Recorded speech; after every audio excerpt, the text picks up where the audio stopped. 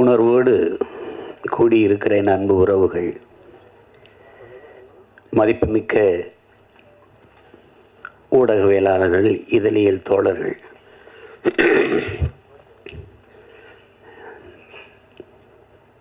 திரைப்படைப்பாளர்கள், கலைஞர்கள், தயாரிப்பாளர்கள் அனைவருக்கும் என்னுடைய அன்பும் வணக்கமும்.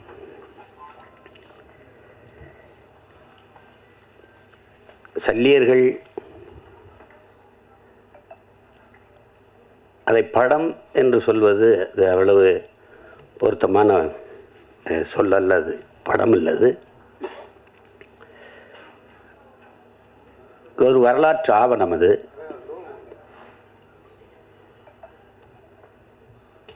இங்கே பேசிய தம்பி கௌதமன் உட்பட எல்லாருமே குறிப்பிட்டார்கள்.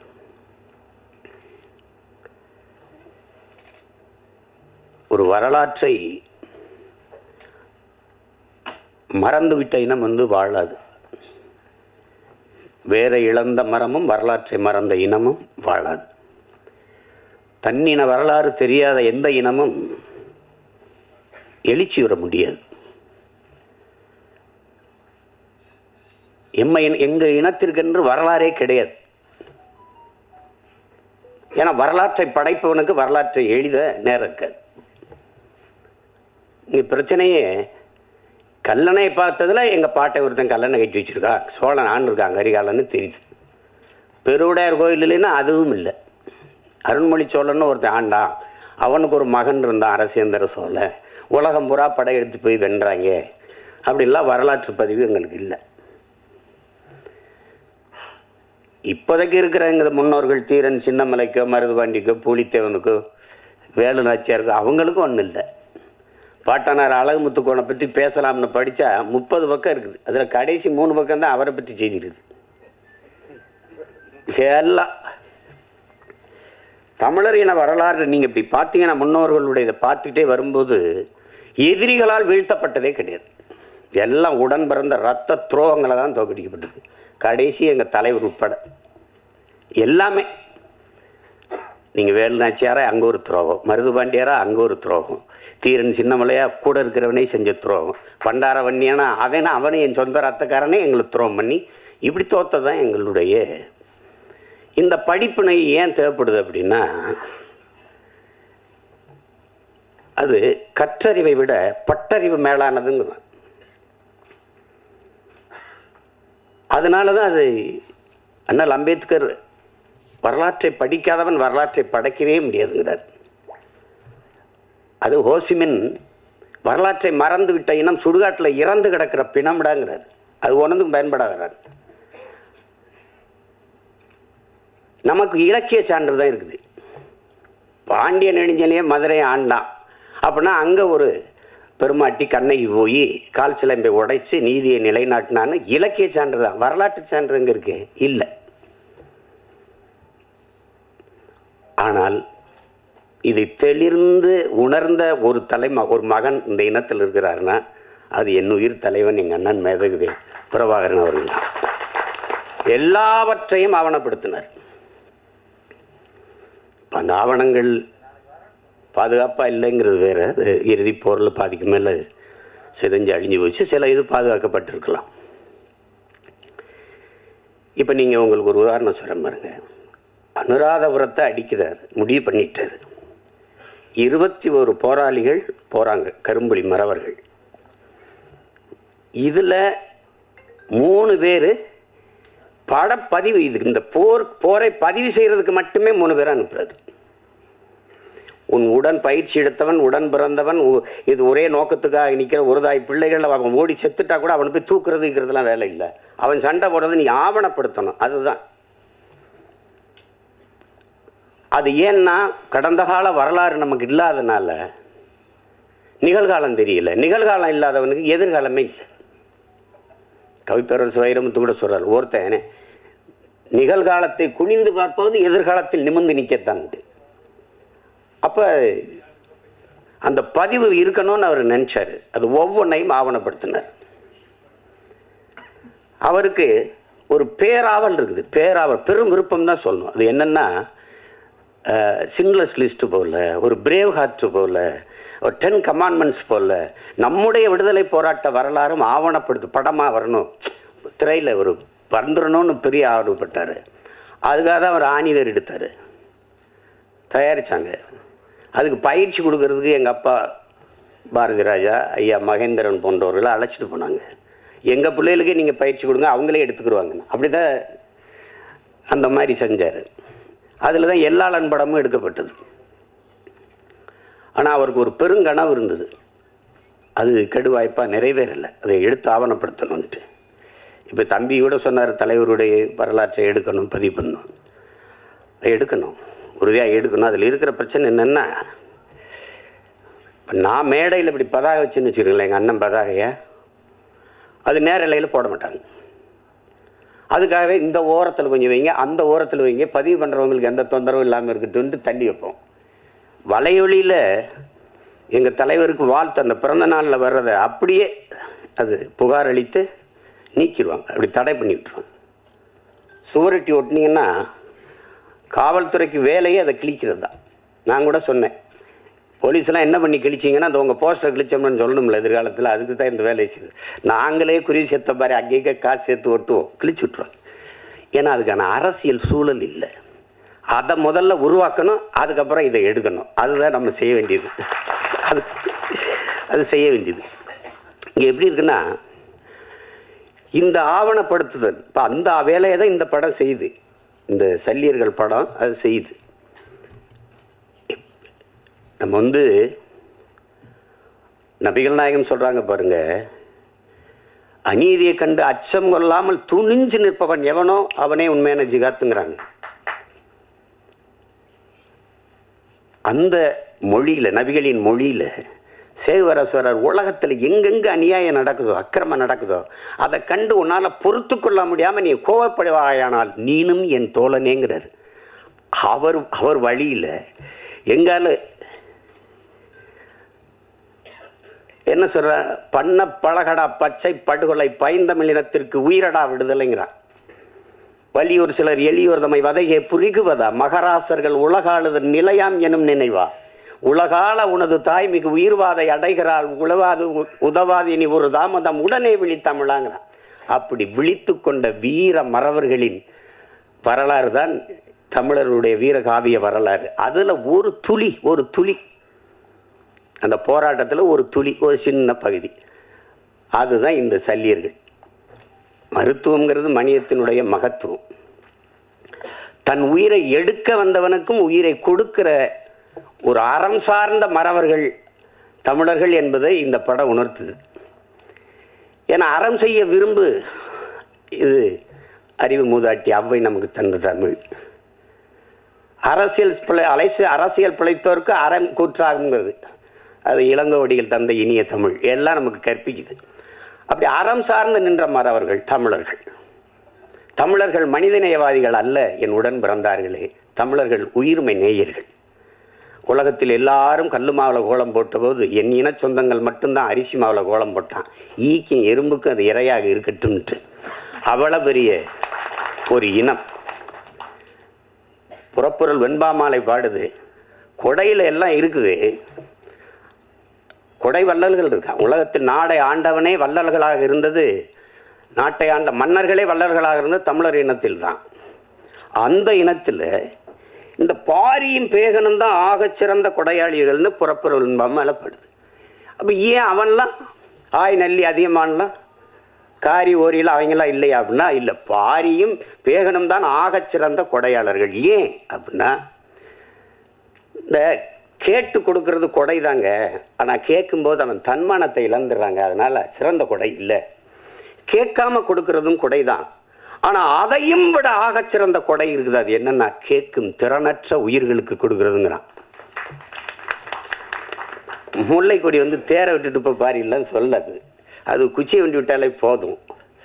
இல்லை, அரண்மனையில் போய் ஒரு சேவகனை அனுப்பி விட்டால் போதும், அங்கே ஒரு கொடி தள்ளாடிக்கிட்டு ஒரு குச்சி வண்டி வச்சுட்டு வாடான்னு.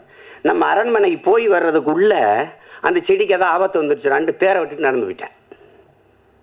அதனால தான் அவன் சிறந்த. அது பார்த்தா பைத்தியக்காரத்தனமாக இருக்கும், ஆனால் மேலோங்கி நிற்பது தமிழில் முன்னோர்களின் உயிர்மை நேயம் என்பதை நாம் உணர்ந்து கொள்ள முடியும். அதை தான் பேகன் பண்ணதும். மயில் என்ன போர்வை கேட்டு கடிச்சான்ட்ட, அது இளங்காத்துல குளிர் காற்றுல தான் தோகை விரித்து நல்லா ஆடும். அவர் போர்வை கொடுத்தாரு, அந்த குளிரை நடுங்குன்னு சொல்லிட்டு அது கதையாக கூட இருக்கலாம், கற்பனையாக கூட இருக்கலாம். நீங்கள் அகநூறார் படுது, தாதுன் பறவை பேதூரல் அஞ்சி மணி நான் ஆர்த்த மாணவனை தேரன்னு படுது. தலைவன் அரசன் போய்கிட்டு இருக்கான் காட்டுக்குள்ளே, ஓட்டி போயிட்டு இருக்கான். காட்டுக்குள்ளே போகும்போது இந்த தேரை நிறுத்துப்பா, இந்த தேரில் அலங்காரத்துக்காக அழகுக்காக தொங்க விட்டுருக்கல மணி, அந்த மணியை நான் அப்புறம் அடக்குப்பா அப்படின்னு. அவன் அப்படி மண்ணை உருட்டி மணிக்குள்ளே தள்ளி சத்தம் கேட்காம நிறுத்துறான்.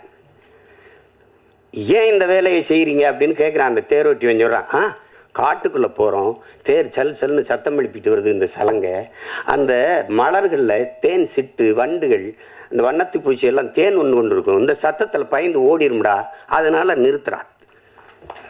அப்போ இதுலேருந்து என்னென்ன தமிழர்கள் உயிர்மை நேயர்கள். ஏன்னா பகுத்துண்டு பல் உறவுகள் ஓம்புகன்னு பாட வேண்டியதானே, ஏன் பகுத்துண்டு பல் உயிர்கள் ஓம்புகன்னு வள்ளுவம் பாடுது, திருக்குறளில் மறைமொழியில் பாடி வைக்கிறாரு. பிறப்பு ஒக்கும் எல்லா மனிதருக்கும் எழுத வேண்டியதானே, பிறப்பு ஒக்கும் எல்லா உயிருக்கும் எழுத வேண்டியது. அந்த அறம் சார்ந்து வாழ்ந்த இனத்தின் மக்கள் அது ரொம்ப அண்டை அயலானுக்கும் அன்பு காட்டுங்கிறார் நபிகள். தன்னை போல் பிறரையும் நேசிங்கிறார் இயேசுபிரான். இன்னார் செய்தார் ஒருத்தர் அவர் நன்னையும் செய்து விடுங்கிறாரு நம்ம பாட்டினார் வள்ளுவ பெருமகனார்.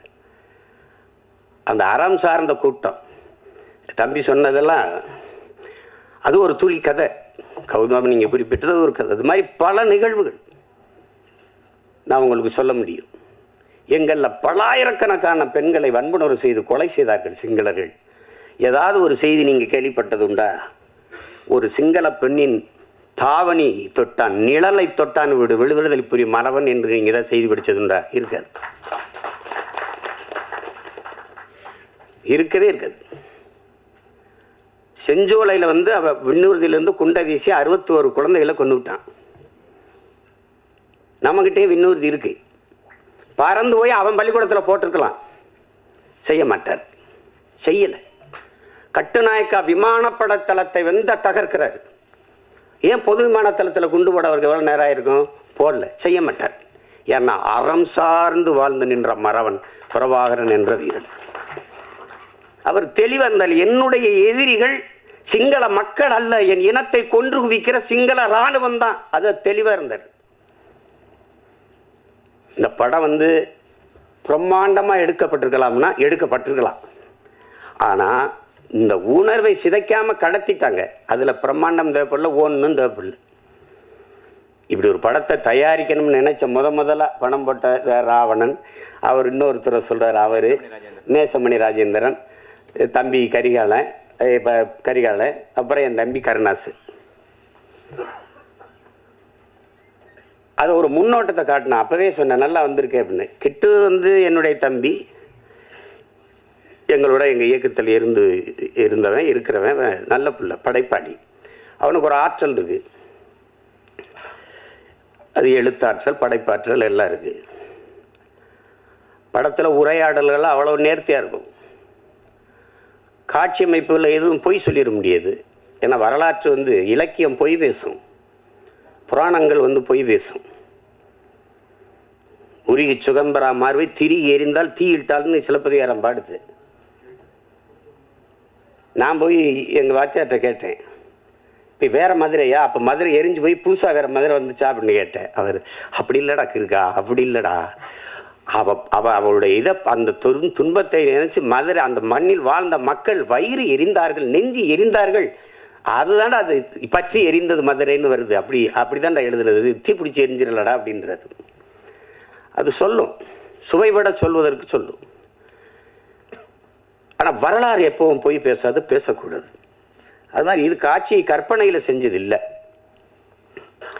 போர்க்களத்தில் உங்களுக்கு தெரியாத இறுதி போர்லாம் எங்களுக்கு மருத்துவமனையில் தான் முதல்ல கொண்டு போட்டாங்க, பள்ளிக்கூடங்களில் தகர்த்தான், ஊடகங்களெல்லாம் தகர்த்தான். கர்ப்பிணி பெண்கள், வயது முதிர்ந்தவர்கள், பச்சிலம் குழந்தைகள் மீது குண்டு வீசக்கூடாது, அவன் அதையே குறி வச்சு செஞ்சான்.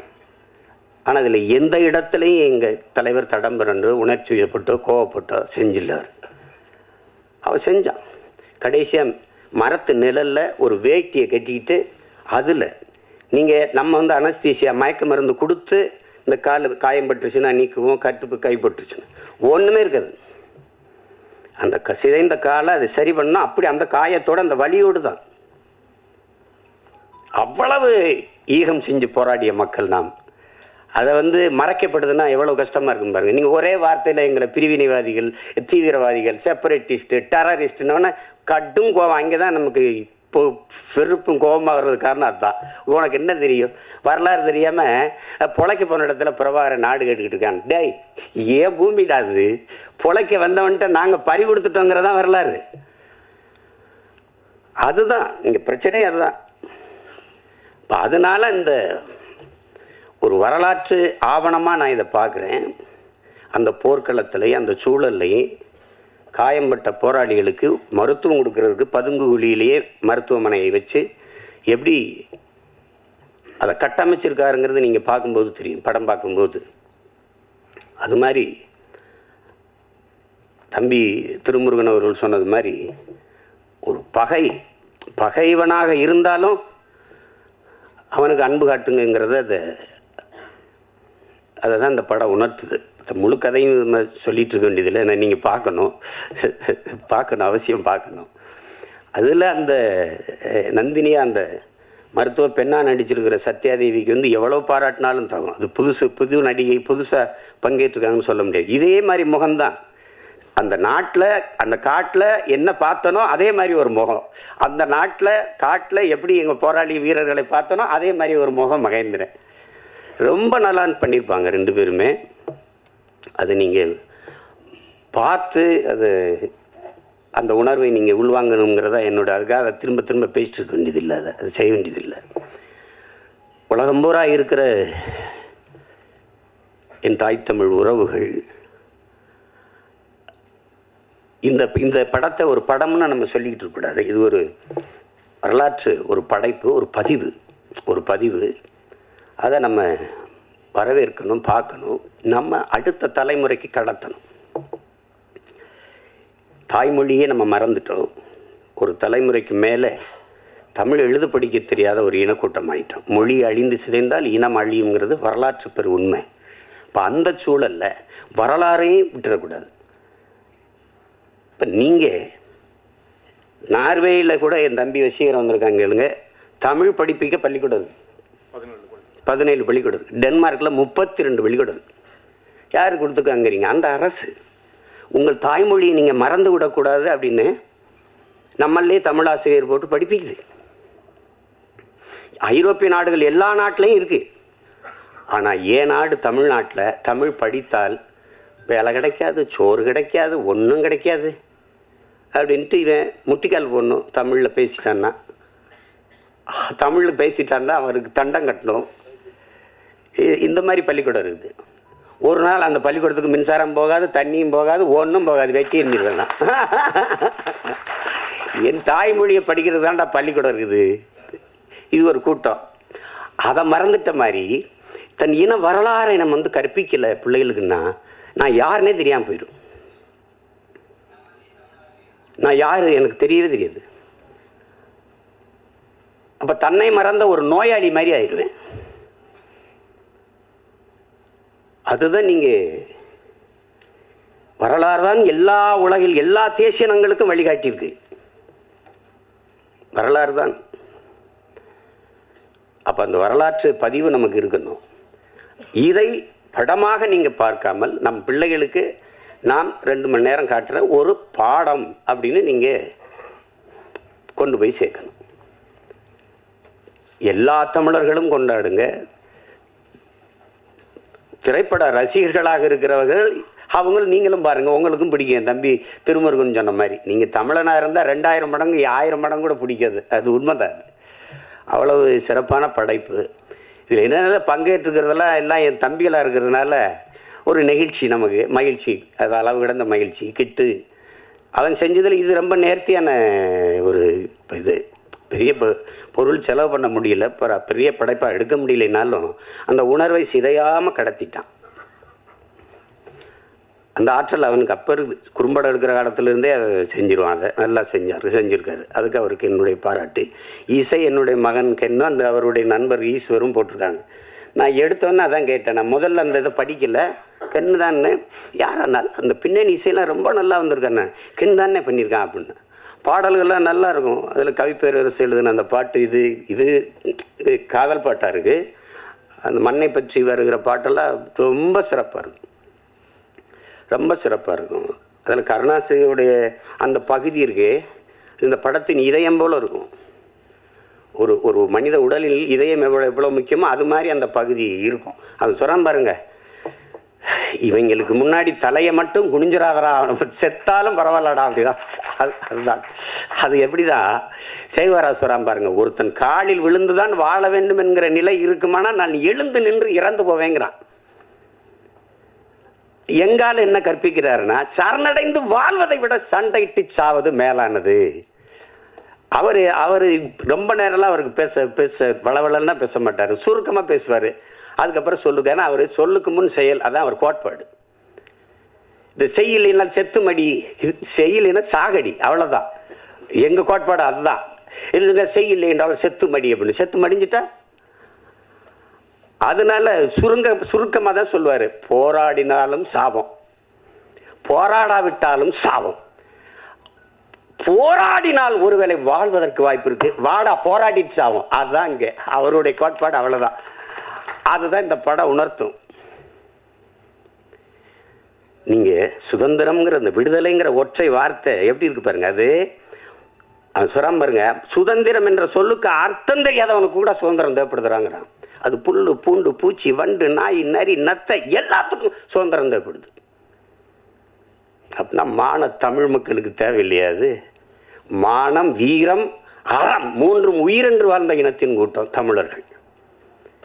நாம் அடிமையாக வாழ்ந்து செத்தம்னு வரலாற்றில் பதிவுறது மாதிரி ஒரு கொடுமை இருக்கா என்ன? அது அப்புறம் கதை, அது அப்புறம் பேசுகிறோம், அதுக்கு இது இடம் இல்லை. அதனால் இங்கே வந்திருக்கிற மதிப்புமிக்க ஊடக பெருமக்கள், ஊடகவியலாளர்கள், ரொம்ப பெரிய பெரிய இவங்கெல்லாம் வந்திருக்கிறீங்க, முன்னவர்கள்லாம்.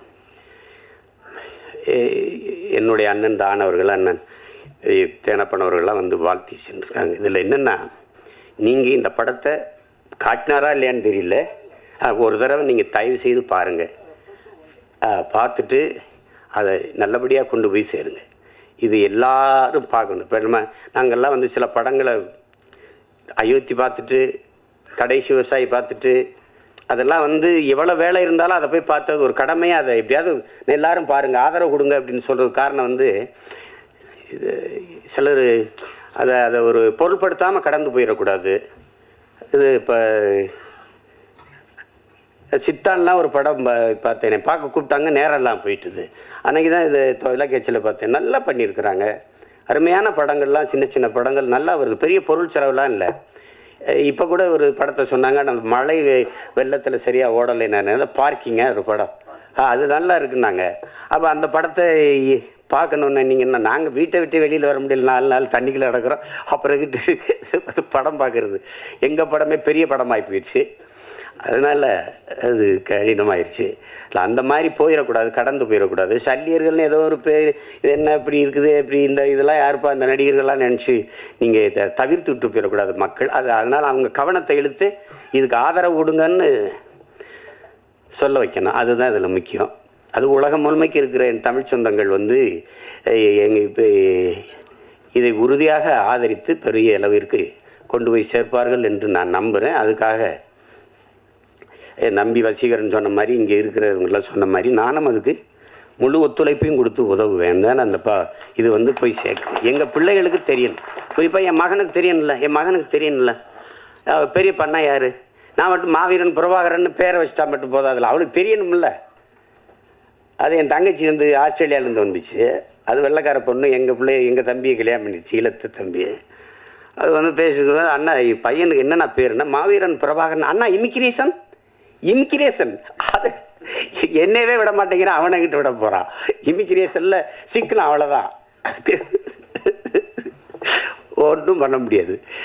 அது அந்த மாதிரி அது தெரியணும். அப்போ தான் என் பிள்ளைகளுக்கு யார் அவங்க பெரியப்பார் யாருன்னு தெரியணும், தலைவர்னா யாருன்னு தெரியணும். ஒரு இனம் யார் தலைவனே தெரியாமல் தட்டுக்கிட்டு நிற்கிது. அதான் ஒரு கொடுமை. நான் பெருமைக்கு சொல்லலை என் உடன் பிறந்தார்களே, மதிப்புமிக்க பெருமக்களே.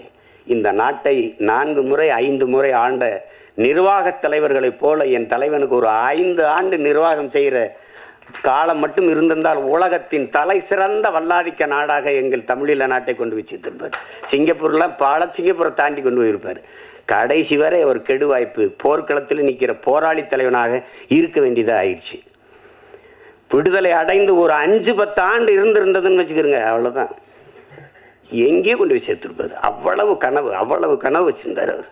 200 ஆண்டுகள் கழித்து என் இனம் எப்படி வாழணுங்கிற ஒரு பெருங்கனவு. ஆல்பர்ட் ஐன்ஸ்டீன் சொல்றான்ல, உலகத்தில் யாராலும் சுமக்க முடியாத பெருங்கனவை நீ சுமந்து நில்லடா, அதான்டா உலகத்தில் எல்லாத்தையும் விட பெரியதுன்றான். அப்படி ஒரு பெருங்கனவை வச்சிருந்தார், தன் இனத்தின் விடுதலைங்கிற ஒரு பெரிய கனவு. அது நிறைவேறல. அவர் பிள்ளைகள் நாங்களாவது அதை நிறைவேற்றணும், அதுக்கு தான் அரும்பாடாட்டி கொண்டிருக்கிறோம். அதில் அவரவர் பங்குக்கு என் தம்பி கருணாஸ் சொல்கிறான்ல, கென்னுக்கு நான் இதை தான் விட்டு போகிறேன், இந்த படத்தை தயாரித்து வைக்கிறது.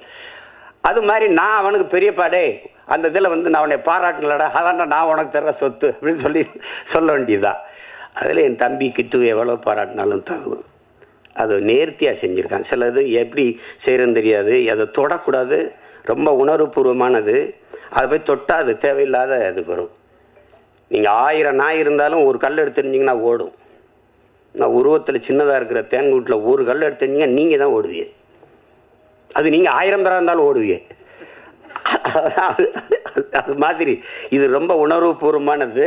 அதை தொடும்போது கவனமாக தொடணும், இல்லைன்னா சிக்கலாயிரும், அது தேவையில்லாத வந்துடும். அதனால தான் அதை தொடாதீங்க, தொட்டால் கவனமாக செய்யுங்க, எல்லாம் தெரிஞ்சுக்கிட்டு செய்யுங்க அப்படின்னு நம்ம சொல்கிறது காரணம். அதனால் கவனமாக அந்த விடுதலை போராட்ட வீரர்களை பெருமைப்படுத்துகிற மாதிரி, எங்களுடைய மருத்துவ பிள்ளைகளை பெருமைப்படுத்துகிற மாதிரி இந்த பதிவை என்னுடைய தம்பிகள் கருணாசன் கிட்டுவும் செஞ்சிட்டாங்கங்கிறதுல எனக்கு பெருமை. ஒளிப்பதிவாளர் சிவி சதாசிவா, அந்த கலை இயக்குனர் முஜிபுர் ரஹ்மான் எல்லாருமே நல்லா பண்ணியிருக்காங்க. அது எல்லாமே சிறப்பாக அமைஞ்சிருக்கு. நீங்கள் பார்த்துட்டு நீங்கள் பேராதரவு கொடுங்க. உலகம் முழுமைக்கும் வாழுகிற என் அன்பு தமிழ் சொந்தங்கள், தாயகத்திலே வாழுகிற தமிழ் உறவுகள் எல்லாரும் இதற்கு முடிந்தவரை இந்த படத்தை பார்த்து உங்களுடைய ஆதரவையும் அன்பையும் அதுக்கு காட்டுங்கள். மற்றபடி படம் வென்ற பிறகு மறுபடியும் ஒரு விழா வச்சு நம்ம மறுபடியும் சந்திப்போம். என்னடா தம்பி, உங்கள் அனைவருக்கும் என்னுடைய அன்பும் வணக்கமும். நன்றி.